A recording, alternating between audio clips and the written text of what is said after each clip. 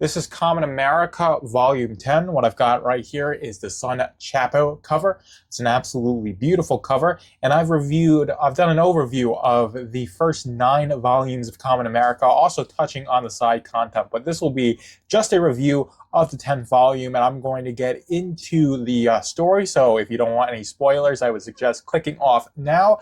But after the second saga ended with the death of Carly's father, the story has gotten a lot more serious. So there's been this massive shift in tone with the story, even though it is keeping up with the same format, of course, starting off with a nice little splash page. You can see a quote here. I'll read it out. They that love beyond the world cannot be separated by it. Death cannot kill what never dies. That's from William Penn. And you've got a bunch of quotes like that throughout the series, and of course with splash art like that, or I should say like pinup art is the better thing. And then you've got a flashback that starts off the story and then that leads into the present storyline. Very typical for these volumes, these Kamen America volumes, start off like that. And you've got some flashback scenes and they tie in to, of course, Carly's story and Misha's as well. That's where a lot of the characterization comes in with their interaction with more, I guess, side characters is one thing to say. But this definitely has, it maintains this really nice synthesis between the manga style. You can see these like little chibis in the lettering. That's a very much a manga callback. The coloring is very nice. It's very clear. It's very distinct, which is very typical of the art from Tim Lim, I should say. Is very clear, very distinct, even though everything's very dense. There's a lot of panels. So most of these are going to be multi-panel pages, or I should say pages with a lot of panels, instead of having these little two-page and one-page splashes that other artists will have. And let the art speak. This is more having a lot of character interaction, a lot of dialogue, but all the character designs are very nice. You can see you got one of the Zerangers here. You've got one of this guy got anthropomorphic shark, like with the Johnny Bravo vibes. Absolutely love it. But you've got a pretty good conflict here in terms of having it first be Sylvia Prestige buying out some farmer's estate, farmer's farm, been there for generations, buys out that farm.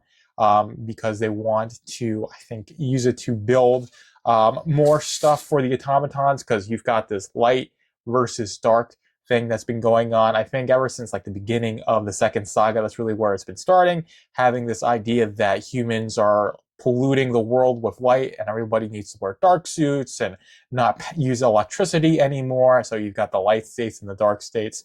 And that is going from being more humorous with everything that's going on into being a much more serious and threatening thing, especially, of course, with the fact that Sylvia Prestige is the main antagonist, and you've got her with Common Victory. Believe that, I'm not sure if her name is Victoria. I can't, it's escaping me, Common Victory's name. But you've got Common Victory's mother being in conflict with her because they're opposed to each other. She's with the automatons, with the darkness, with Langsky, and of course she had joined the Common Core, I believe sometime in the first volume, forming that main for that I'm not sure main team of 4: Common Victory, Common America, and then you've got Common Comet and Common Ramen, and their character designs are all fantastic, and all the character designs in this book, or I should say in the series, is absolutely fantastic. So absolutely love the character designs. I love how they use the flashbacks to start the story. They use the flashbacks to tie in to the later plot, especially with Misha and her love interests. And then, of course, you've got Carly and the fact that she lost her father and going back to times where he was still alive. It makes it feel much more emotional. That definitely was the big emotional crutch for this series, was the loss of Carly's father, the way he sacrificed himself, and that has really given a more darker tone to this series. And I think with everything that's been going on in terms of the side content crossing over with Soul Finder and Black Ops, since they exist in the same universe. I think Mark Pellegrini has been doing a fantastic job at taking all the stuff that's up in the air in terms of the plot and telling this really nice mainline story, and also developing all of these various characters, because you've got the main character, you've got the main, for the Common Core, you've got Siggy, that's Carly's, childhood friend and possible love interest. You've got Ice Testosterone. You've got a lot of characters that are going on, and it all feels cohesive. It all feels very good, and this art is still absolutely nice, even though I think 8 and 9 had a little bit more in terms of fidelity. This is like a little bit in terms of the way the shading is and the way that the art is, but everything is drawn very well. And like I said, you've got this really nice synthesis between manga and comic book art. You've got like these chibi arts, and I think I had mentioned before, you've got these like chibis in the lettering. If I can go back to that, like that, you see that.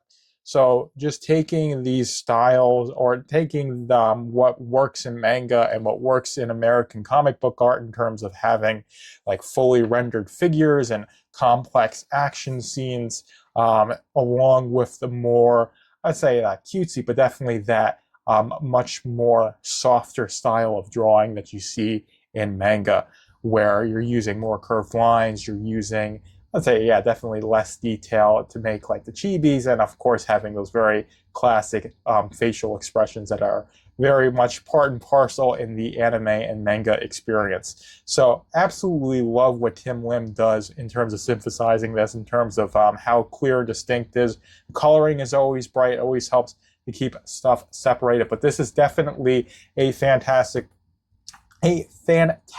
book in terms of the storyline. Like I said, the third saga has been the most dramatic and dark one yet.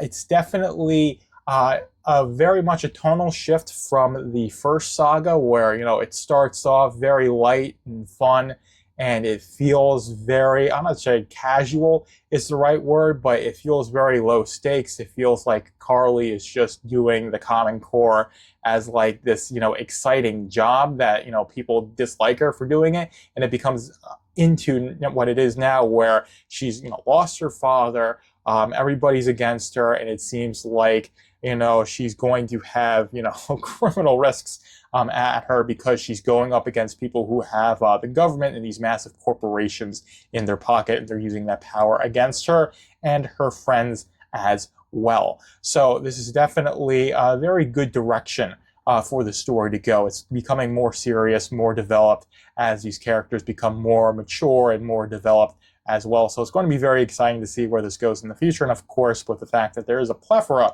of side content as well, the main story is definitely strong enough to justify having, all the side content that veers off from it. So definitely recommend Kamen America if you like classic superhero comic books. I think this will be right up your alley, especially if you like shonen anime and manga. You're going to absolutely love this, because like I said, it takes cues from manga in terms of how it's designed, but it also synthesizes that with, I think, some of the best aspects of American comic books as well, to make Kamen America something that is really truly unique and worth keeping up with, even after the fact that we're at the 10th volume, which is absolutely phenomenal for iconic comics. Hopefully they keep doing it, and hopefully it remains as good as it is with the 10th volume. Joker is out.